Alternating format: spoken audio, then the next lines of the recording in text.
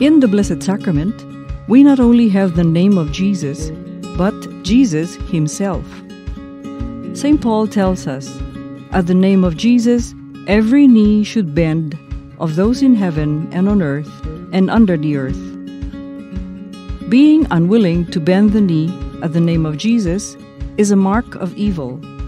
That's why the devil has no knees. Pope Emeritus Benedict XVI once remarked, "Kneeling does not come from any culture. It comes from the Bible." We read in Psalm 95, "O come, let us worship and bow down. Let us kneel before the Lord, our Maker." Let us not forget to bend our knees. It is a good physical and spiritual exercise.